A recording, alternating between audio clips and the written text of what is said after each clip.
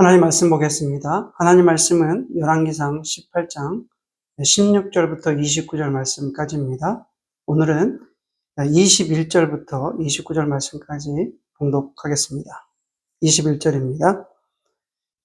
엘리야가 모든 백성에게 가까이 나와 이르되 너희가 어느 때까지 둘 사이에서 머뭇머뭇하려느냐. 여호와가 만일 하나님이면 그를 따르고 바알이 만일 하나님이면 그를 따를지니라. 하니 백성이 말 한마디로 대답하지 아니하는지라. 엘리야가 백성에게 이르되 여호와의 선지자는 나만 홀로 남았으나 바알의 선지자는 450명이로다. 그런즉 송아지들을 우리에게 가져오게 하고 그들은 송아지 한 마리를 택하여 각을 떠서 나무 위에 놓고 불은 붙이지 말며 나도 송아지 한 마리를 잡아 나무 위에 놓고 불은 붙이지 않고 너희는 너희의 신의 이름을 부르라. 나는 여호와의 이름을 부르리니 이에 불러 응답하는 신 그가 하나님이니라. 백성이 다 대답하되 그 말이 옳도다 하니라. 엘리야가 바알이 선지자들에게 이르되 너희는 많으니 먼저 송아지 한 마리를 택하여 잡고 너의 신의 이름을 부르라. 그러나 불은 붙이지 말라. 그들이 받은 송아지를 가져다가 잡고 아침부터 낮까지 바알의 이름을 불러 이르되 바알이여 우리에게 응답하소서 하나 아무 소리도 없고 아무 응답하는 자도 없으므로 그들이 그 쌓은 제단 주위에서 뛰놀더라. 정오에 이르러는 엘리야가 그들을 조롱하여 이르되 큰 소리로 부르라. 그는 신인즉 묵상하고 있는지 혹은 그가 잠깐 나갔는지 혹은 그가 길을 행하는지 혹은 그가 잠이 들어서 깨어야 할 것인지 하매 이에 그들이 큰 소리로 부르고 그들의 규례를 따라 피가 흐르기까지 칼과 창으로 그들의 몸을 상하게 하더라. 이같이 하여 정오가 지났고 그들이 미친 듯이 떠들어 저녁 소재 드릴 때까지 이르렀으나 아무 소리도 없고 응답하는 자나 돌아보는 자가 아무도 없더라. 아멘. 오늘 말씀을 통해서 현장과 믿음이라는 말씀을 나누도록 하겠습니다. 성경 66권에는 수많은 인물들과 또 수많은 사건들이 나옵니다. 그런데 그 수많은 인물과 사건에 대해서 다 이해하기란 쉽지 않습니다. 복잡 다양한 그런 사건들이 나오는데요. 성경에서 말하고 있는 것이 딱 두 가지 사실, 크게 두 가지 사실을 우리가 이해해야 됩니다. 첫째는 그 성경은 하나님이 누구신가를 가르치고 있다는 거예요. 하나님이 누구신가? 그리고 그 하나님을 어떻게 섬겨야 하는가? 그런 내용에 대해서 성경은 지금 이야기하고 있다는 거예요. 그래서 우리가 그리스도인으로서 성도로서 이 세상에서 승리하는 삶을 살기 위해서는 첫째는 하나님이 누구신가를 알아야 돼요. 하나님이 누구신가를 알아야 우리가 세상에서 승리할 수 있고요. 그리고 그 하나님께서 나에게 어떤 삶을 요구하시는지, 원하시는지, 우리에게, 나에게 어떤 삶을 기대하시는지를 알아야 됩니다. 이 사실을 알 때에 마주하는 현장 속에서 믿음으로 승리할 수 있습니다. 동시에 우리가 살아가는 세상이 어떤 곳인지를 알아야 됩니다. 우리가 이 세상의 정체를 분명히 안다면 우리는 이 세상에서 넘어지지 않습니다. 또 세상의 물결에 휩쓸리지도 않습니다. 오히려 세상을 거스려 밟고 하나님이 원하시는 삶을 살 수 있다는 거예요. 그리고 나아가서 세상에서 승리하는 그리스도인이 될 수 있습니다. 오늘 본문 말씀 열왕기상 18장에 보면 세상이라는 현장에 대해서 소개하고 있습니다. 하나님으로부터 훈련을 받은 엘리야가 그 세상이라는 현장으로 지금 가고 있다는 거예요. 그 현장은 어떤 곳입니까? 바로 그곳이 우리가 살아가는 삶의 현장과 같다는 것입니다. 본문에는 세 부류의 사람들이 등장합니다. 첫째는 아합, 두 번째는 수많은 사람들, 그리고 선지자들, 바알과 아세라의 선지자들이 나옵니다. 이들은 수천 년 그 갈멜산의 어떤 사건에 등장된 인물이지만 오늘 이 시대를 살아가는 우리들의 모습이기도 합니다.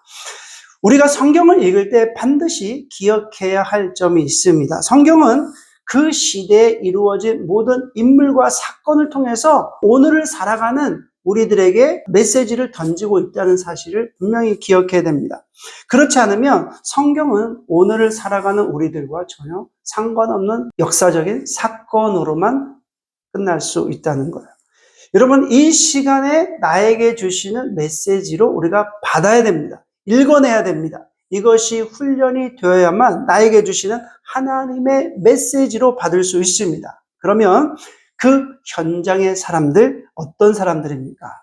첫째는 영적으로 무지한 자들입니다. 자, 16절에서 17절, 18절을 읽어보겠습니다.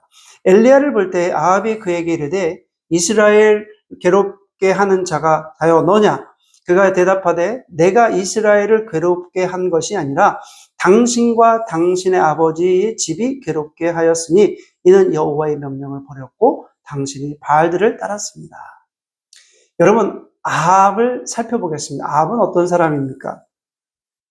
아합은 이스라엘의 왕이었습니다. 그러나 하나님을 섬기지 않고 이방신을 섬겼던 자입니다. 그가 엘리야를 만난 첫 번째 그 단어가 어떤 단어입니까? 이스라엘을 괴롭게 하는 자여 너냐? 이렇게 묻지 않습니까? 아합은 이스라엘의 전격적으로 임한 가뭄과 그 기근에 대한 원인이 무엇인지를 깨닫지 못하고 있었습니다. 아합의 생각이 어떻습니까? 가뭄의 원인이 죄로 말미암은 하나님의 심판이다라는 것을 알지 못했습니다. 그러니까 다만 그냥 엘리야 때문에 이런 일이 벌어졌다라고만 생각한 거예요. 그래서 아합은 지금까지 엘리야를 만나서 엘리야를 처단만 하면 이 기근과 가뭄이 해결될 것이다 라고 생각했던 것입니다. 그러나 엘리야의 지적은 무엇입니까? 18절에 저가 대답하되 내가 이스라엘을 괴롭게 한 것이 아니라 당신과 당신의 아비의 집이 괴롭게 하였으니 이는 여호와의 명령을 버렸고 당신이 바알들을 쫓았습니다. 여러분, 엘리야가 지금 지적하는 그 문제의 핵심은 무엇입니까? 바로 우상숭배하지 않았느냐? 너와 너희 아버지가 우상숭배하지 않았느냐? 그 죄가 문제라는 것을 지적합니다. 다시 말해서 여러분, 영적인 것이라는 것입니다. 그런데 아합은 전혀 그런 각도에서 생각하지 못했다는 것입니다. 아합은 영적으로 무지한 자였어요. 오늘날도 마찬가지입니다. 하나님을 믿지 않는 사람들은 하나님을 모르니까 영적으로 무지하다고 얘기할 수 있지만 하나님을 믿는다는 그 성도들조차도 영적으로 무지한 신앙인들이 참으로 많습니다. 영적으로 무지해서 하나님의 뜻이 무엇인지 모릅니다. 하나님께서 나에게 무엇을 원하시는지도 모릅니다. 이 사건을 통해서 어떻게 나가야 되는지도 모릅니다. 전혀 모릅니다. 이런 영적으로 무지한 사람들에게는 두 가지 특징이 있어요. 첫째는 철저하게 현실주의적으로 생각합니다.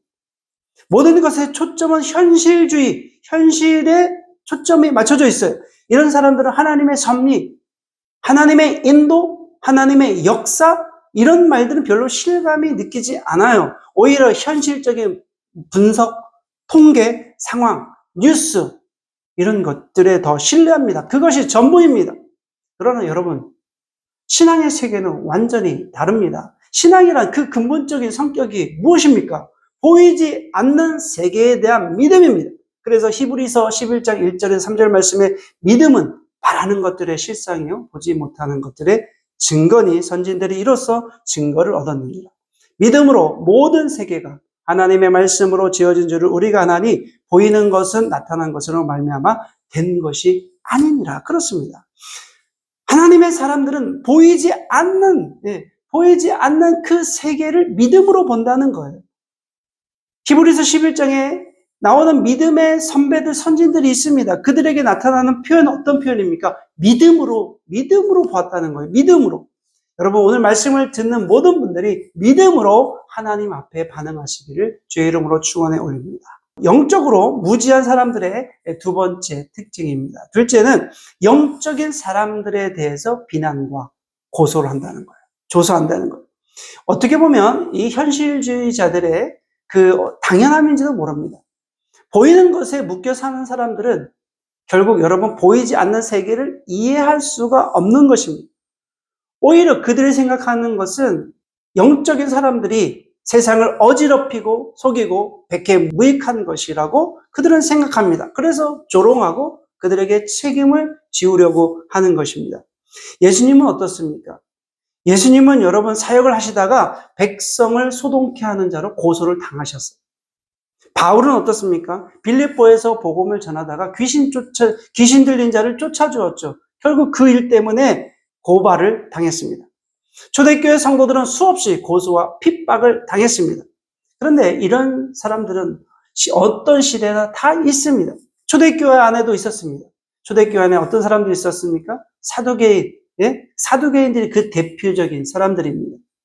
부활이나 영생이나 천사나 사후세계를 전혀 믿지 않았어요. 오히려 이런 것을 믿는 자들을 고소했습니다. 그럼 여러분, 우리는 어떤 사람들입니까? 우리는 어떤 신앙인입니까? 이 세상에서 우리는 믿음으로 삶을 사는 사람들입니다. 이것이 우리의 정체성이에요. 성도의 정체성입니다. 영적으로 무지한 세상에서 믿음의 뿌리를 내리고 사는 신앙인들입니다. 두 번째로 여러분 혼합주의자들이 있습니다. 21절 말씀해 보니까 엘리야가 모든 백성이 가까이 나와 이르되 너희가 어느 때까지 둘 사이에서 머뭇머뭇하려느냐. 여호와가 만일 하나님이면 그를 따르고 바알이 만일 하나님이면 그를 따를지니라. 아니 백성이 말 한마디도 대답하지 아니하는지라. 본문에 보면 두 번째 부류의 사람들이 나오죠. 그들은 이스라엘의 일반적인 백성들입니다. 엘리야는 영적으로 무지한 아합에게 제안합니다. 백성들을 다 모아라. 그리고 너희들의 그 바알과 아세라의 제사장들을 선지자들을 다 모아라. 갈멜산에서 한번 대결하자. 그렇게 이야기를 합니다. 그리고 그 모인 모든 사람들에게 엘리야는 이야기를 합니다. 엘리야는 여호와와 바알 사이에 머뭇거리는 그런 사람들에게 신앙의 결단을 촉구하는 거예요. 그런데 여기서 머뭇거린다. 이 표현은 어떤 표현이냐면 술 취해서 비틀거린다라는 말입니다. 우리말로 하면 갈짓자로 걷는 거예요. 술 취해서 비틀거리며 이 갈짓자로 걷는 것이 바로 여기에 나오는 머뭇한다는 것입니다.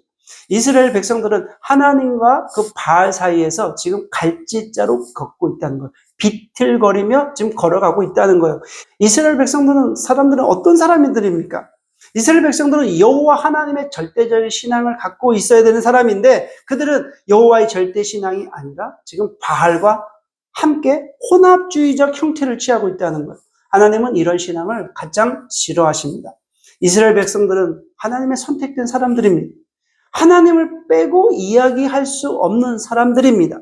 그 이스라엘의 민족의 역사가 하나님의 역사입니다. 그런데 그들이 왜 하나님을 선택하지 못하고 바알 앞에서 갈짓자 형태를 지금 취하고 있겠습니까? 그들이 하나님이 싫어졌기 때문에 그랬을까요? 아니면 이세벨의 핍박으로 인해서 신앙의 지조가 꺾여서 그렇게 행동했을까요? 아닙니다. 그들이 하나님이 싫어진 것도 아니고 또 이세벨의 핍박이 심해서 그들이 신앙을 바꾼 것도 아니에요. 그들이 하나님과 바알신 앞에서 갈짓자 형태를 취하게 된 것은 바로 바알을 통한 이익 추구 때문에 그렇습니다. 여러분, 바알의 사상이 어떤 사상입니까? 풍요와 다산이에요. 풍요와 다산. 바알의 신은 어떤 신입니까? 농사의 신, 농경의 신이에요. 농사가 잘 되기 위해서는 바알이 필요했다는 거예요. 이스라엘 백성들이 400년 동안 노예 생활하다가 이제 출애굽해서 40년 동안 광야 생활을 하지 않습니까? 광야 생활 동안 40년 광야 생활 동안 그들은 유목민으로 사는 거예요. 유목민으로 살다가 이제 가나안에 들어가서 그들은 이제 농사를 짓게 된 거예요. 여러분, 가나안의 신인 그 바알은 농경의 신, 농사의 신이었어요. 그 당시 대세는 농경의 신인 바알이었습니다. 그래서 이스라엘 백성들은 가나안에 들어가서 그 당시에 대세인 농경의 신을 거부할 수 없었다는 것입니다. 풍요롭게 사는 것이 현실적이고 또 아이들을 많이 낳고 잘 사는 것이 축복된 삶이었다는 거예요. 그래서 바알을 거부할 수 없었습니다. 그것이 그들의 신앙을 비틀거리게 만들었다는 거예요. 그것이 바로 혼합주의입니다.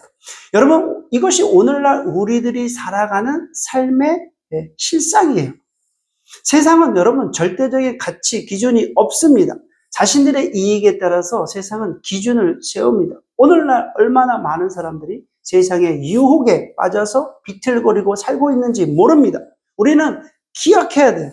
우리는 이 비틀거리는 사람 속에서 우리가 비틀거리지 않고 신앙의 축을 분명히 해야 됩니다.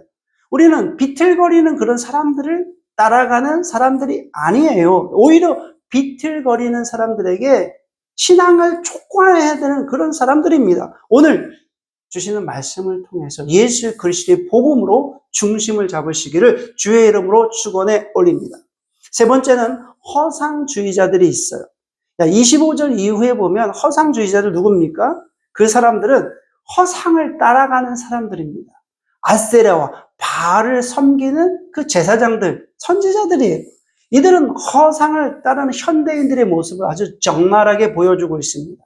자, 26절 말씀을 볼게요. 그들이 받은 송아지를 가져다가 잡고 아침부터 낮까지 바알의 이름을 불러 이르되 바알이여 우리에게 응답하소서. 하나 아무 소리도 없고 아무 응답하는 자도 없으므로 그들이 그 쌓은 제단에서 뛰놀더라. 여러분, 이것이 우상의 실체예요. 결국 여러분, 우상을 쫓아가면 그것이 환각입니다. 환각. 여러분, 환각이라는 말이 어떤 말입니까? 우리 말에는 홀렸다는 거죠. 그냥 환각 상태에 홀려서 사는 삶입니다. 아무리 불러도 응답이 없는 그 신, 그 바알 신을 향해서 그들이 지금 예배하고 경배하고 자기들이 열심을 가지고 하고 있잖아요. 허상을 실체로 믿고 있는 것입니다. 얼마나 불쌍합니까? 28절의 말씀해 보니까 이에 저희가 큰 소리로 부르고 그 규례를 따라 피가 흐르기까지 칼과 창으로 그 몸을 상하게 하였더라. 여러분, 이것이 허상의 결과입니다. 허상의 결과는 자기 멸망이에요. 남는 것이 없어요. 어떻게 하면 자기 몸을 상하잖아요. 여러분, 남는 것이 무엇이 있습니까? 자기 몸만 상할 뿐입니다. 우리는 허상에 살다가 모든 것을 망친 사람들 우리 주변에 얼마나 많은지 모릅니다. 여러분, 이 시대에 우리 허상은 무엇입니까? 우리의 정신을 잃게 하고 우리를 망가뜨리는 그 허상이 무엇입니까? 우리의 정신을 훔치고 우리의 마음을 도둑질하고 성도들의 신앙을 강탈해가는 그 허상의 실체가 무엇입니까? 여러분, 현대인에게는 세 가지 허상이 있다고 그러죠. 첫째는 무엇입니까? 돈입니다. 두 번째는 권력이죠. 세 번째는 성입니다. 이것들이 세상에서 사람들을 유혹해서 넘어지게 한다는 거예요. 오늘도 여전히 사람들을 유혹합니다. 에덴 동산에서 뱀이 하와를 유혹했듯이 먹음직도 하고 보암직도 하고 또 지혜롭게 할 만큼 탐스럽기도 합니다. 그러나 이것은 전부 다 허상이라는 거예요. 실체가 아니에요. 모든 허상은 아름다워 보입니다. 우리는 이러한 세상에서 하나님을 섬기며 사는 존재입니다. 전능하신 하나님을 섬기며 사는 존재입니다. 엘리야는 허상에 홀린 사람들에게 영적 전쟁을 선포합니다. 24절 말씀에 보니까 너희는 너희 신의 이름을 부르라.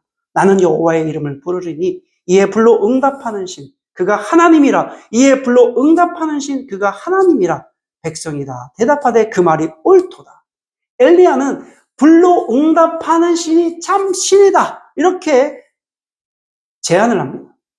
바알 제사장도 이 대결을 동의합니다. 바알 제사장은 아무리 자신의 신을 불러도 응답하지 않아요. 이때 엘리야는 뭐라고 이야기합니까? 27절 말씀해 보니까 오정에 이르러서는 엘리야가 저희를 조롱하여 가로되 큰 소리로 부르라. 저는 신인즉 묵상하고 있는지 혹 잠깐 나갔는지 혹 길을 행하는지 혹 잠이 들어서 깨워야 할 것이다.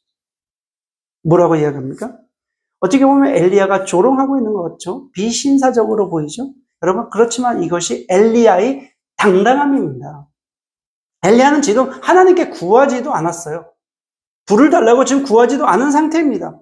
그런 상태도 엘리야의 태도는 너무 당당합니다. 왜 이렇게 당당했을까요? 엘리야가 왜 이렇게 당당합니까? 바로 이것은 훈련의 결과입니다. 엘리야는 이미 그리 시냇가에서 살아계신 하나님을 경험했다는 것. 엘리야는 이미 그 사르밧 집에서 살아계신 하나님을 체험했다는 것. 지금 엘리야는 자신의 인생의 경험을 붙들고 있는 것이 아닙니다. 자신이 훈련받은 살아계신 하나님의 그 살아계심에 대한 그 체험을 붙들고 있는 것입니다. 사랑하는 여러분, 오늘 우리는 어떤 삶을 살고 있습니까? 우리들의 삶의 모습은 어떻습니까? 영적의 무지의 세계에서 또 극도의 현실주의와 혼합주의적인 어떤 이런 판을 치는 이 세상에서 우리는 어떻게 살고 있습니까? 한번 물음을 던졌으면 좋겠습니다. 여러분, 우리가 살아가는 이 삶의 자리에서 믿음은 제쳐놓고 눈앞에 펼쳐지는 그런 상황에서 여러분 초현실주의적으로 살아가고 있는 것은 아닙니까?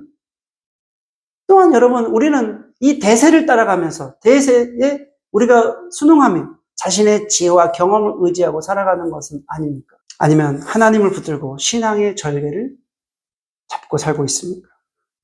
세상은 여러분 영적 깨달음이 없는 곳입니다. 세상은 우리를 도와주지 않습니다. 협력하지 않습니다. 세상은 성도를 유혹하고 넘어지게 만듭니다. 세상은 강력한 세력이 우리를 향해 저항하는 곳입니다. 이러한 세상에서, 세상 현장에서 성도는 영적으로 민감해야 됩니다. 영적으로 민감해서 하나님의 말씀을 분명히 새기며 살아야 됩니다. 영적인 무지에서 벗어나야 됩니다. 그리고 혼합주의를 떨쳐버려야 됩니다. 오직 하나님만을 신뢰해야 됩니다. 오늘 주신 말씀을 통해서 이 세상 현장에서 믿음을 붙들고 승리하시기를 주의 이름으로 축원해 올립니다. 살아계신 하나님을 날마다 경험하며 사시기를 주의 이름으로 축원해 올립니다. 기도하시겠습니다. 하나님 아버지 감사합니다. 오늘 현장과 믿음이라는 말씀을 나눴습니다. 하나님 살아계신 하나님, 오늘도 우리와 함께 하신 하나님, 임마누엘의 하나님께서 우리의 삶을 지켜주셔서 우리가 흔들리지 않고 굳센 믿음으로 이 세상에서 승리할 수 있도록 도와주시옵소서. 예수님의 이름으로 기도드립니다. 아멘.